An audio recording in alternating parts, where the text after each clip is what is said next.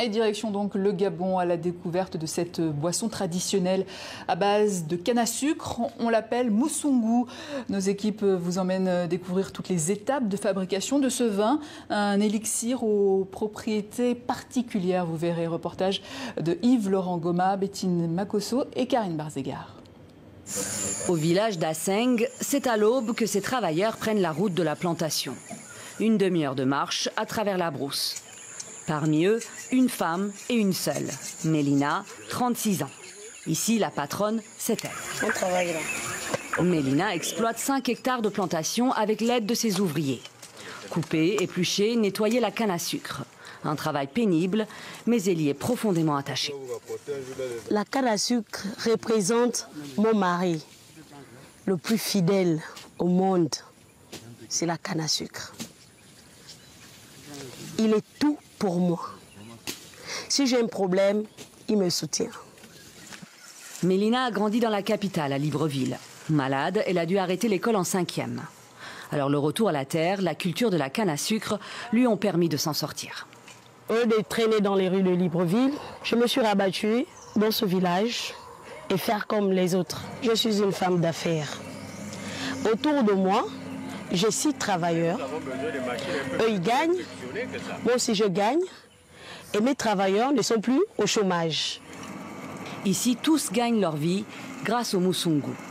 Une boisson traditionnelle alcoolisée faite à base de jus de canne à sucre fermenté. Le vin de canne à sucre, ça borde les anciens du village qui ont commencé avec l'activité. Et nous aussi, la génération, de génération en génération, on poursuit aussi l'activité. Et dans cette activité, beaucoup de familles nourrissent des enfants. Pour fabriquer le moussoungou, Mélina suit la recette traditionnelle. Mélanger le jus de canne avec de l'écorce de bois amer. Ça fait du bien aux hommes. Et ça rend l'homme viril. Virilité, vertu aphrodisiaque. On prête de nombreux bienfaits au moussoungou. Ce qui est certain, c'est qu'il est l'une des boissons préférées des Gabonais. Très consommée par les hommes dans les centres urbains, à Port-Gentil comme à Libreville. Quand tu bois le moussoungou, tu dors tranquillement, sans courbature. Or que si tu bois le vin de blanc, tu vas à la maison, tu dors maboulement. Quand je consomme mon moussoungou, ça me donne l'appétit, ça me creuse le ventre. Et quand j'arrive bien à la maison, je mange en paix, tranquille. Avec ça, avec madame, ça marche. Il n'y a pas dit que je vais chez les blancs et de payer les comprimés bien quoi, non, ça c'est naturel.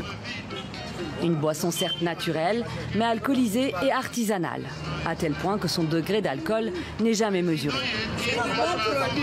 Si sa production et sa revente offrent une activité rentable à des Gabonais, le vin de canne à sucre suscite aussi des convoitises. Depuis un an, la hausse de la demande provoque des trafics et le moussoungou vendu est parfois frelaté, histoire de gagner plus d'argent.